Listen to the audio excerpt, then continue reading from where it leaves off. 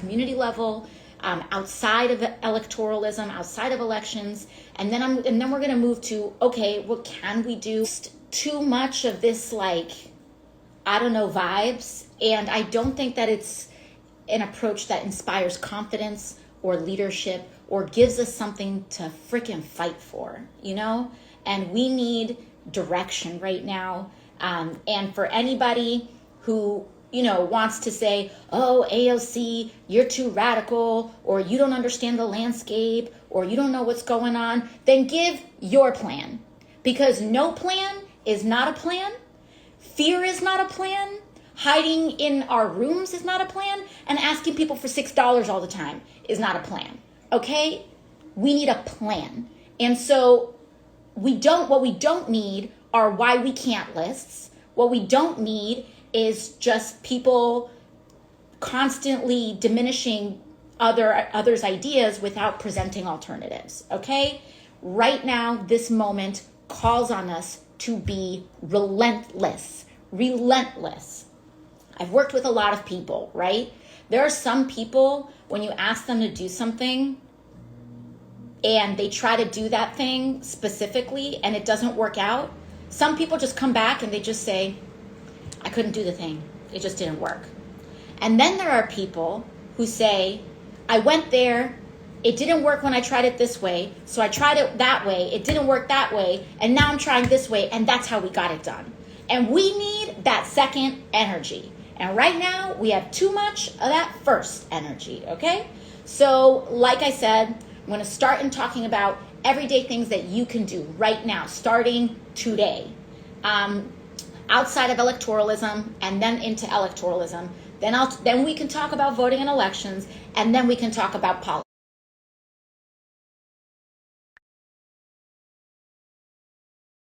And then we can talk about policy, both before November and after November, all right? So there's a general structure. Now, first things that you can do as an every single one of us, from bottom to top, from you to the President of the United States, to me, to everybody. And what I think that we really should learn is that we cannot take these huge moments for granted. We can't have this be a moment where people just kind of step up and then the energy is kind of bad and we all get overwhelmed and dissipated and step back.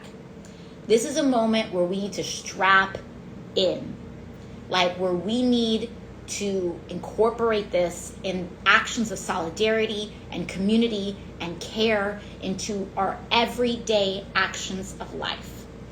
That requires all of us to be more mindful. So what are ways that we can do this in the context of abortion and reproductive justice? Number one, yes, abortion funds, continuing to give to abortion funds and abortion funds specifically is going to be important. I know people say, I want to do more than donate. I'll get to that. I will get to that. But if you have money to give, if you are in that kind of a position in society, this is now the time where we need to do that consistently. Not now, not just for a little bit, but like we need to incorporate that as part of what we do. If you own a business, you need to talk to your employees about what kind of support they need in terms of reproductive justice, of course, in many other things, but like this needs to be incorporated in a deep and ongoing way, right? And so I'm not telling people who are suffering or struggling to give things that they don't have. But what I am saying is if you are in a position, like it doesn't matter that donating might be boring or that you may want to do more, it's still important. So let's say you want to do more than just donate. Or let's say you may not have, financial resources to give, but you have talent to give, or you have time to give, or you have care to give. One of the things that we need to be doing right now is direct care and solidarity with people who need to cross state lines in order to seek an abortion. And how do we do that? Well, when you look at folks when you look at organizations like abortion funds that we have here. And what I'm linking to right now is a national network of abortion funds. So there are abortion funds all over the country. The important thing to do, even if you don't have money to give, is to start researching and connecting with reproductive justice organizers, grassroots organizers, abortion funds, etc., to let them know what you do have to give. Are you willing to open your home? Do you have a couch in your apartment? Do you have a guest bedroom? Can you welcome somebody? Can you offer somebody shelter, right? Maybe you don't have $300, but maybe you do have an extra room that would replace the need of a hotel cost. Everybody has something to give. Maybe you don't have an extra bedroom. Maybe you don't have a spare couch because housing is crazy right now. And these are the systems, these are the interlinking oppressive systems that we are dealing with. Maybe you don't have an extra bedroom or anything like that. What else can you do? What talents, that's when you start asking, what talents do you have? Are you an artist? Are you a writer? Do you have digital expertise? What are you capable of giving or offering on a consistent basis? On a consistent basis.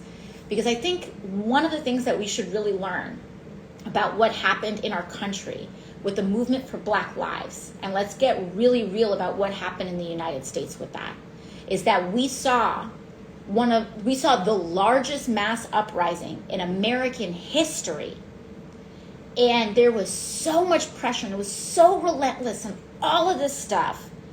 And then it was like not enough people strapped in for the long fight, right? A lot of people donated. A lot of people donated. A lot of people put up a black square, whatever it was. But those are invitations, right? Those are the first steps. But we need to strap in, because what happened as a consequence is that you fast forward 2 years, and then everyone is back to the same. There's a lot of communities that have just bounced back after a very brief reassessment on the role of police brutality and impunity and things like qualified immunity. A lot of those communities just bounced right back to how they were before, because not enough people in spaces like that strapped in, right? So we need to strap in there, because there are a lot of connections. We know that in the overturning with Roe, the women who are punished and most vulnerable are the poor, the Black, and the brown. But everybody suffers with the overturning of Roe, because no matter how much money you have a situation like an ectopic pregnancy that needs to be taken care of within hours. And so even if you have all the money in the world, there are situations where everybody will still continue to be threatened and affected by this. So those are the grassroots tissue that we need to start engaging in, right? We need to engage in this fight in this way. And that is important because it helps us build community. It helps us, it allows us to be transformed by the experiences of others. And those connections then start to influence others more and more and more. And that's how we really start to build mass awareness and mass movements. Someone said, let's strike. Striking is absolutely an organizing tactic as well. The labor of women is the labor of the working class, the labor of non-binary people, and the labor of men whose lives and careers have also benefited from abortions, because we need to talk about that too. All of that is the labor of the working class. And so strikes are on the table as well. Absolutely. And we also know that hourly workers, service workers, wage workers, hospitality workers, restaurant workers, home care workers overwhelmingly tend to be women.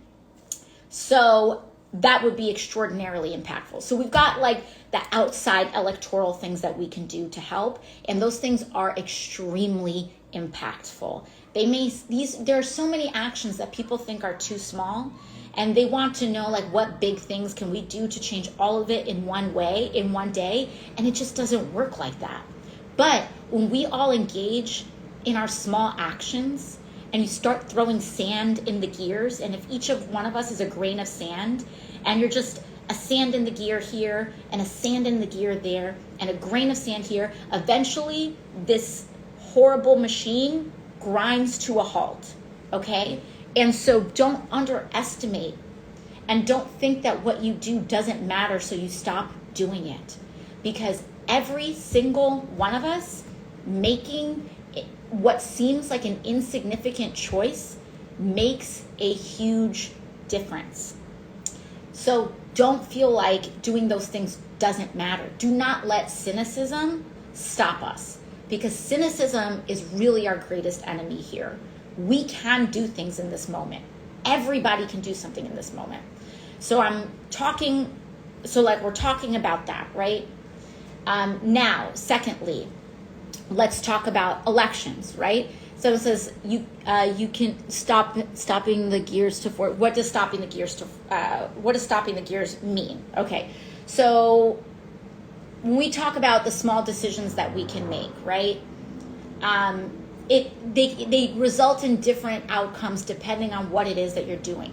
You get enough people opening their homes to people who are seeking abortion, then that means that more and more and more people are able to access this, and then the actual rules that lawmakers are making are starting to get undermined a little bit, right? But it's like, it's all of these things put together. When people start, when people start speaking up about the abortions that they have gotten in service of people in power, when politicians have pressured, Republican politicians in the past have pressured people to get an abortion, when people start speaking up about that, it creates change. And so all of but that doesn't just happen out of the blue. You have to normalize discussing getting an abortion. So maybe you don't have a crazy, power shifting story like that, but you discussing and normalizing and eliminating the shame around this normalizes telling these stories, which then can normalize someone who tells their story that does make a shift. So these are all of the ways that our little actions that we think don't matter. Now let's talk about electorally, okay?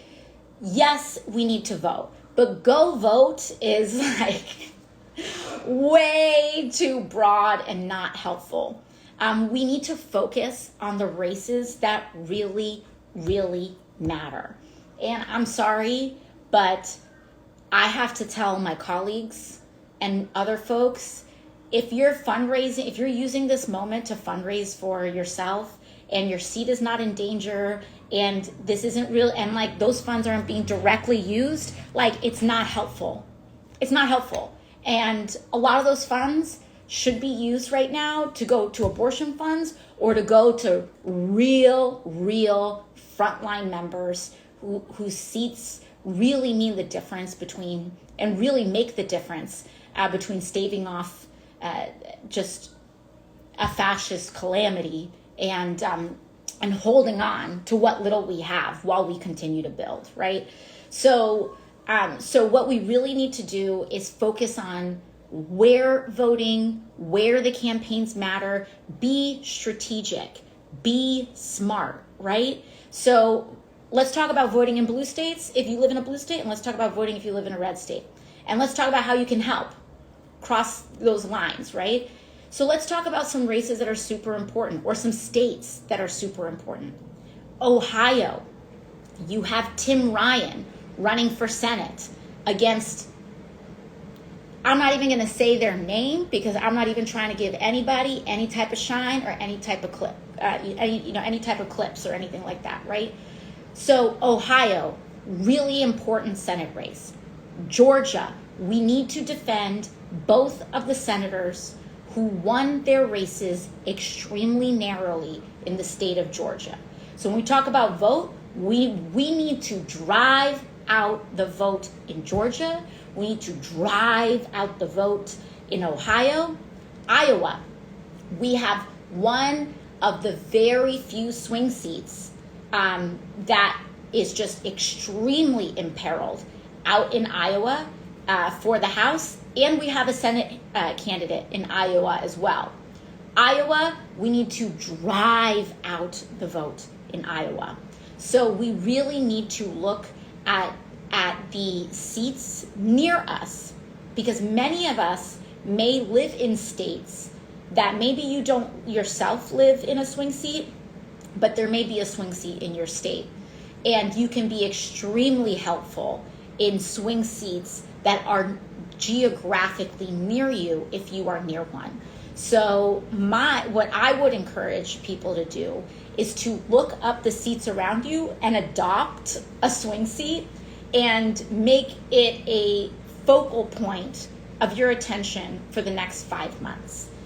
If you live in, and that's if you live in a blue area, right? Like adopt a neighboring swing seat, adopt a neighboring swing race, adopt a neighboring Senate race, and dedicate some attention to that.